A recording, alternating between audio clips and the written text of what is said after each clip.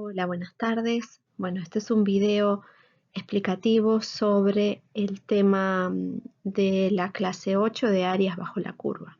Es importante tener en cuenta que para la ejecución de los ejercicios correspondientes a este tema van a tener que utilizar la tabla B1 que está disponible en el material correspondiente, no en el PowerPoint, sino directamente en el material obligatorio de la asignatura.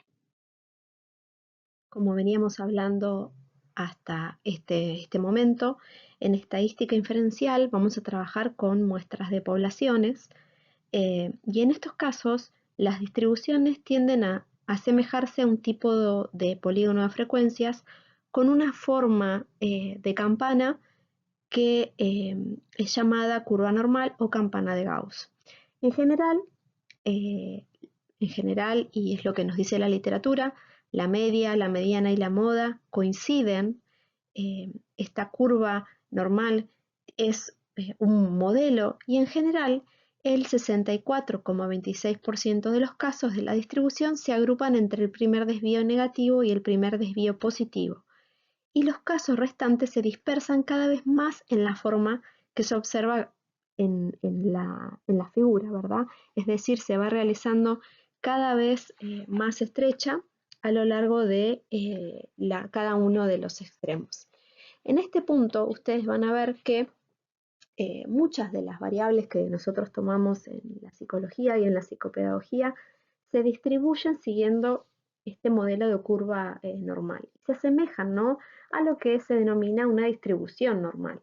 Por ejemplo, la inteligencia, conocida o medida mediante el cociente intelectual, este CI, es un rasgo que se distribuye normalmente, teniendo una media de 100 y un desvío de 15.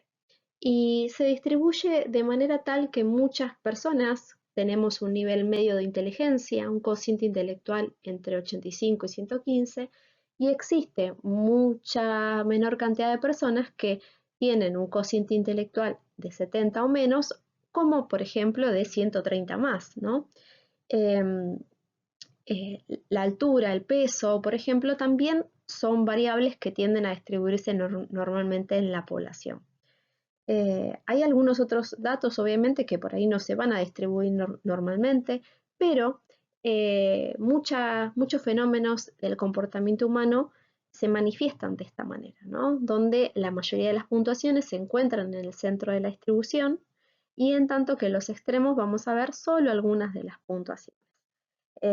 En este sentido, podríamos decir, para hacer un repaso, ¿no?, que la distribución normal tiene algunas características, que es unimodal, es decir, tiene una sola moda, la simetría es cero. ¿Por qué? Porque la mitad de la curva es exactamente igual a la otra mitad. Es un tipo de distribución mesocúrtica, es decir, con una curtosis de cero, y como dije recientemente, la media, la mediana y la moda coinciden en el mismo punto, en el centro. Entonces, de esta forma, entre el primer desvío positivo y negativo se encuentra el 68,26 de la población, entre el segundo desvío positivo y negativo el 95,44 y entre el tercer desvío positivo y negativo la mayoría de la población, 99,74. Esto está preestablecido que es de esta manera. Debido a que la forma de la curva normal es estándar, es que yo hablo de estos porcentajes. Es decir, que existe un porcentaje conocido de valores por debajo y por encima en cualquier punto de esta distribución. Por ejemplo, exactamente el 50% de los casos se encuentran por debajo de la media. ¿Por qué? Porque en una distribución simétrica la mitad de los valores se encuentran por debajo de la media, ¿verdad? Bueno, de esta forma podemos ver que en cada uno de los desvíos hay un porcentaje asociado a la media. Esto es importante porque el hecho de que la curva normal sea completamente estándar nos permite a nosotros saber cuántos casos hay entre la media, ¿sí?, y las puntuaciones Z indicadas. Para eso es que vamos a trabajar con las tablas de área bajo la curva normal, que nos van a poder nos van a permitir establecer cuánto porcentaje de casos hay desde la media, ¿verdad?, hasta la puntuación Z correspondiente. Entonces, una de las cosas que decíamos, por ejemplo, es que es esperable que el 84,13% de la población obtenga puntuaciones superiores al Z-1, el primer desvío negativo. ¿Por qué? Porque para yo llegar a esta aseveración, sumo el 50% más el 34,13% y eso me da 84,13%, ¿verdad? Las tablas de área bajo la curva nos van a indicar qué porcentaje de observaciones podemos esperar que existan entre la media y cualquier puntuación Z. Por ejemplo, supongamos que necesitamos saber el porcentaje de observaciones entre la media y una puntuación de Z de 0,62. Entonces, ¿qué es lo que vamos a hacer? Vamos a buscar en nuestra tabla la puntuación Z de 0,62 y esta nos va a indicar en la columna que le sigue que el 23,24% de los valores se encuentran entre la media y esa puntuación Z. En este caso habíamos dicho, tenemos una columna con el puntaje Z y otra columna desde el porcentaje desde la media hasta la Z. Es muy importante no confundirse ambos valores. Nuestra sugerencia es que se impriman las tablas y marquen en color amarillo el puntaje correspondiente a la Z. Habíamos dicho que el valor era 0,62. Fíjense que acá lo encuentran marcado en color verde. El puntaje de Z de 0,62 implica que hay un 23,24 desde la media hasta ese puntaje Z. ¿Cuáles son los procedimientos para calcular los porcentajes de valores? Bueno, en primer lugar, si vamos a trabajar con puntuaciones brutas o puntuaciones directas con el valor directo obtenido, lo que tenemos que hacer es realizar una estandarización de ese puntaje, es decir, transformarlo en puntaje Z. Para eso vamos a aplicar la fórmula de puntaje Z, ¿verdad?, que es la puntuación bruta menos las medias sobre el desvío, y vamos a buscar el puntaje Z en la tabla. Y de esta manera vamos a saber cuál es el porcentaje correspondiente. Nuestra sugerencia es que realicen a mano alzada el gráfico de la curva normal para poder ubicarnos espacialmente en la distribución. Y de esta manera vamos a poder determinar qué zona de la curva estamos tratando de calcular y saber si tenemos que sumar el 50%, restar el 50% o hacer otro tipo de cálculos, pero para ello es muy importante saber con qué parte de la curva estamos trabajando. Por ejemplo, habíamos hablado de los ejemplos de cociente intelectual. Pablo tiene un cociente intelectual de 125. ¿Qué porcentaje de personas es esperable que tengan mayores puntajes de 6 que Pablo? La verdad es que es muy difícil saber. Tratemos de responder esta pregunta. No sabemos, o sea, nosotros intuitivamente estamos formados en nuestra área de trabajo, sabemos que un CI de 125 es un CI bastante alto. Recordemos que la media era de 100 y cada uno de los desvíos era de 15 o 16 puntos. De esta forma sabemos que un CI de 125 es bastante alto, con lo cual nos vamos a encontrar lejos de esta curva. Pero para ello vamos a hacer el cálculo de la puntuación Z. El valor de CI es un Z de 1,56 positivo, ¿no? Está de un lado particular de la distribución. Vamos a realizar el diagrama de la curva normal y vamos a poder marcar y establecer acá 1,56. Entonces sabemos que el porcentaje de personas que tienen un CI mayor que 125 es de 5,96, ¿verdad? Es este porcentaje de acá.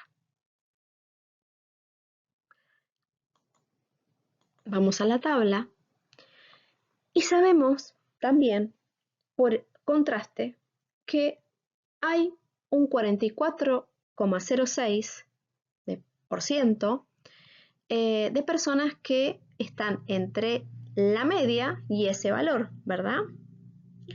Es esperable, ¿no?, que exista un 44,6% de población entre ese valor y la media. Por lo tanto, es esperable que el 44,06% de las personas tengan un CI entre 100 y 125, ¿no? Esta puntuación Z bastante alta.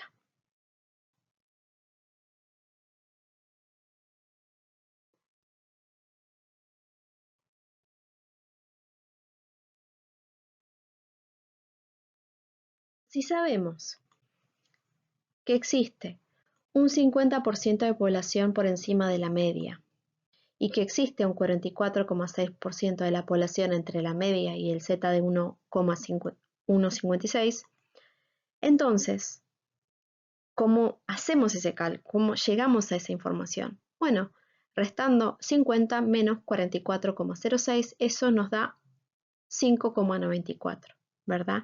Entonces, yo ya puedo decir que hay un 5,94 que está por encima de este valor Z, o lo que es lo mismo, sobre puntuaciones de CI de mayores a 125. Por lo tanto, este porcentaje está por encima de este valor de Z y de cociente intelectual. Y puedo yo establecer que todas estas personas se encuentran también por debajo de este valor, ¿verdad? Por eso es muy importante siempre marcar sobre el área de la curva que se nos está preguntando para evitar confusiones. Otro ejemplo. ¿Qué porcentaje de personas es esperable que obtengan puntuaciones de 6 superiores a los 95 puntos? El primer paso es calcular los puntajes Z. Sabemos que la media es de 100, el desvío es de 16 y tenemos el valor de que el CI es de 95. Si aplicamos nuestra fórmula, vamos a llegar a la conclusión de que el Z es de menos 0,31. Prueben realizarlo. Y si vamos a buscarlo a la tabla, vamos a saber que ese Z corresponde a un 12,17% entre la media y esa puntuación Z. Por lo cual, si queremos dar respuesta a esta pregunta, lo que tenemos que hacer es sumar este 50% más 12,17. ¿Por qué? Como la distribución es una distribución simétrica, vamos a tener un 50% hacia un lado de la curva y un 50% hacia el otro lado. Entonces vamos a sumar 50 más 12,17 y vamos a poder decir que el 62,17% es el porcentaje que esperamos de puntuaciones superiores a los 95 puntos. Ahora, si la pregunta fuera, ¿qué porcentaje de personas esperamos que puntúen por debajo de los 95 puntos?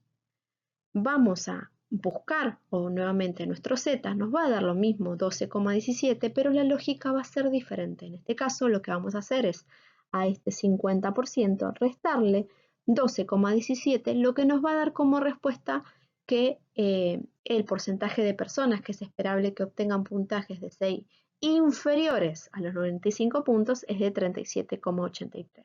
Les pido por favor que realicen estos cálculos para corroborarlo y así estar aún más familiarizados con la forma de pensar el gráfico.